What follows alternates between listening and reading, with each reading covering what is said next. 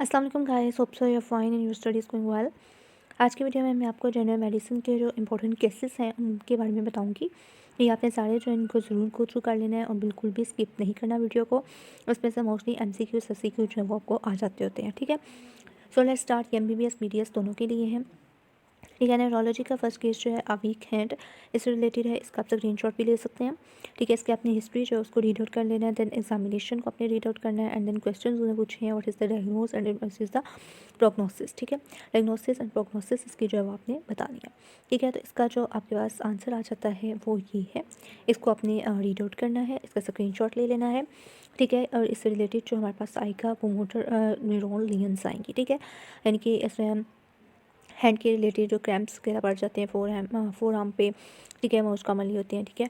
उसके बाद इसमें जो हमारे पास आ जाता है रिफ्लेक्सेस आ जाती हैं जो कि इफेक्ट होती हैं, और इसमें मोटर न्यूरॉन लियन होती है, सेंसरी लॉस नहीं होता, ठीक है। मोटर न्यूरॉन लियन जो है कौन कौन सी हैं, 5 टाइप्स की इसमें बताई हुई हैं, इनको आपने याद रखना है। बाकी सारा रीड आउट करके आपने की पॉइंट्स जो हैं इसको अच्छे तरीके से याद कर लेना, ठीक है। की पॉइंट्स इसके इंपॉर्टेंट है, की पॉइंट्स आपने इसके याद करने हैं, ठीक है। की पॉइंट्स और जो 5 डिजीज़ बताई हैं वो आपने याद रखनी है। उसके बाद देन नेक्स्ट आ जाता है एंडोक्राइनोलॉजी के रिलेटेड, ठीक है। एंडोक्राइनोलॉजी जो है इसमें वेट गेन का बताया हुआ है। वेट गेन में ये आया है, ठीक है। पेशेंट आपके पास और उससे रिलेटेड आपने उसकी हिस्ट्री ली, देन आपने एग्जामिनेशन किया उसका सारा, ठीक है। और उसके बाद देन हमारे पास आ जाता है what is the diagnose and investigate and patient का की मैनेजमेंट जो है उसके बारे में वो कह के बताएं, ठीक है। तो इसमें आपने जो बताना है वो आपके पास ये आ जाता है। आपके पास क्या आएगा कि कुशिंग सिंड्रोम, ठीक है। इसकी वजह से क्या होता है कुशिंग सिंड्रोम, ठीक है। कुशिंग सिंड्रोम का आपको पता होना चाहिए क्या होता है। Cushing syndrome is a wider one and encompasses group of disorders caused by the overproduction of the cortisol, ठीक है। उसके बाद इसमें साइकेट्रिक डिस्टर्बेंसेस भी आ जाती हैं, डिप्रेशन वगैरह भी होता है, मून फेस, बफलो हम्प, ठीक है। ये सारा आपने एक दफ़ा इसको रीड आउट कर लेना है। इसमें ACTH हार्मोन जो है वो मोस्टली इन्वॉल्व होता है। Causes of the Cushing syndrome ये आपको पता होनी चाहिए। उसके बाद patients primary presenting patient complaint is rapid once and obesity, ठीक है। The principal causes of the obesity क्या है ये आपको पता होनी चाहिए, जेनेटिक, इन्वायरमेंटल, हार्मोनल, ठीक है। और बाकी सारा आपने एक दफ़ा इसको रीड आउट कर लेना है और इसका आप स्क्रीनशॉट ले लें, ठीक है, ताकि बाद में भी आप इसको कर सकें याद, ठीक है। और आप वीडियो जो इसको पास करके रिज्यूम करके भी देख सकते हैं, ठीक है। उसके बाद देन आ जाता है आपके पास क्लिनिकल 20 आ जाता है, फीवर्स एंड मेल्स किस वजह से, ठीक है। इसकी भी आपने हिस्ट्री पढ़ी and then examination and then इसके जो है क्वेश्चंस आ जाते हैं। डायग्नोज क्या होगा, इन्वेस्टिगेशन एंड पेशेंट की ट्रीट मैनेजमेंट जो है वो क्या आएगी, आप इसका भी स्क्रीनशॉट जो है वो ले लें, ठीक है। तो इसके आंसर में आपके पास आ जाता है फ़ीवर, ठीक है। फ़ीवर के रिलेटेड है तो फ़ीवर में आपने सारा जो है वो देखना है, इसके इम्यून सप्रेशन रिलेटेड होगी, ठीक है। और उसके बाद देन आपको इसके अंदर जो आ जाता है बैक्टीरिया इन्वॉल्व है वो आपको पता होना चाहिए, ठीक है। किसी भी पैथोजन की वजह से यानी कि फ़ीवर हो जाता है जिस वजह से ड्राई कफ होती है, शॉर्टनेस ऑफ ब्रेथ होती है, ठीक है। एंड देन इसमें जो हमारे पास आ जाता है डायग्नोज उनकी है न्यूमोसाइटिस जीरो वैसी निमोनिया जो है इसमें वो जो डायग्नोज किया गया है। एंड देन उसके बाद आपने इसके एक्सरे वगैरह किया, उससे रिलेटेड आपकी ट्रीटमेंट क्या है वो आपने देनी है। Treatment is usually with high dose को ट्राइमोक्साजोल जो है वो देंगे हम, ठीक है।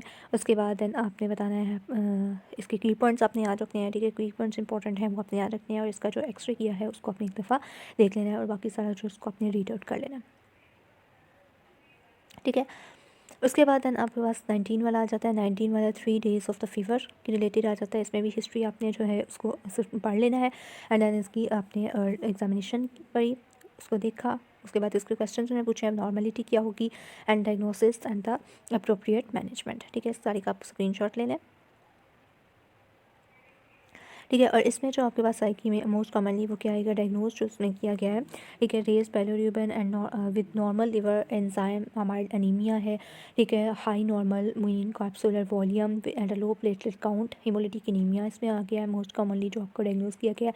स्लाइट इन्लार्जमेंट हुई है लिवर की, स्प्लीन की, ठीक है। Few days in non immune patients with malaria, ठीक है। उसके बाद बाकी सारा आपने रीड आउट कर लेना है कि उसको HIV है या नहीं है, एड्स इन्फेक्शन उससे पहले हुआ है या नहीं हुआ है, बाद में हो सकता है नहीं हो सकता, ठीक है। सारा एक दफ़ा आपने रीड आउट कर लेना और की पॉइंट्स उनको अच्छे तरीके से याद कर लेने हैं। और इसमें मोस्ट कॉमन जो कॉम्प्लिकेशंस हैं वो एसोसिएटेड है with the Plasmodium falciparum malaria से, ठीक है।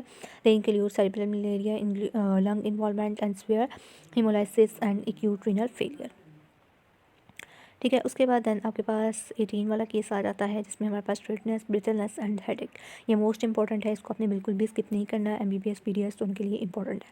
ठीक है, तो इसकी अभी आपने हिस्ट्री जो है उसको पढ़ लेनी है, एग्जामिनेशन आपने देख लेनी है, इसकी इन्वेस्टिगेशन देख लेनी है, एंड देन हमारे पास what is the diagnose, investigate and management of this patient, इसका भी आप स्क्रीनशॉट ले लें। ठीक है, और इसके आंसर में आपका जो है मोस्ट इंपॉर्टेंट क्या चीज़ नज़र आ रही है, मैक्रोसिटिक एनीमिया नज़र आ रहा है। ठीक है, तो डिफरेंशियल डायग्नोसिस मैक्रोसिटिक एनीमिया की क्या हो सकती हैं, फोलेट की डेफिशिएंसी डेफिशिएंसी हो सकती है, विटामिन B12 जो है उसकी डेफिशिएंसी, हाइपोथायराइडिज्म। ठीक है, सर्टेन ड्रग से रिलेटेड, ये सब आपने एक दफ़ा जो है इसको रीड आउट कर लेना है। ठीक है, और एनीमिया जो है उसके रिजल्ट में क्या होता है, रिड्यूस टिश्यू ऑक्सीजनेशन। ठीक है, और इसके साथ सिम्टम्स जो इंक्लूडेड हैं वो हेडेक, फैटीग, ब्रिथनेस, डिजीजेस वगैरह सा कुछ आ जाता है, ये आपने पढ़ लेना है। एंड देन उसके बाद आपके पास पर्नीशियस एनीमिया के बारे में आपने थोड़ा सा बता देना है, और इसमें क्रॉन्स डिजीज़ जो है वो मोस्टली होती है। एंड देन इसमें जो है शिलिंग्स टेस्ट उसको आपने देख लेना है, B12 की अब्जॉर्प्शन टेस्ट। ठीक है, उसके बाद इसका डिफरेंशियल डायग्नोसिस आपने याद करने हैं और की पॉइंट्स इसके जो है वो याद करने हैं। बाकी सर आपने एक दफ़ा रीड आउट कर लेना है। बाकी जो क्लिनिकल्स हैं वो मैंने चला था आपके साथ नेक्स्ट वीडियो में डिस्कस करूँगी। होप्स हो कि आपको वीडियो अच्छी लगी हो, अगर अच्छी लगी है तो उसको जरूर लाइक करें, शेयर करें और सब्सक्राइब करें। ठीक है, और कमेंट सेक्शन में ज़रूर बताइएगा। ठीक है, एंड अल्लाह हाफ़िज़, और इसको ज़रूर शेयर कीजिएगा। ठीक है, और भी किसी टॉपिक के बारे में आपको जो है वीडियो वगैरह चाहिए हो तो आप बता दीजिएगा, और FB पेज और इंस्टा पेज है उसको भी ज़रूर सब्सक्राइब, फॉलो और शेयर कर दीजिएगा।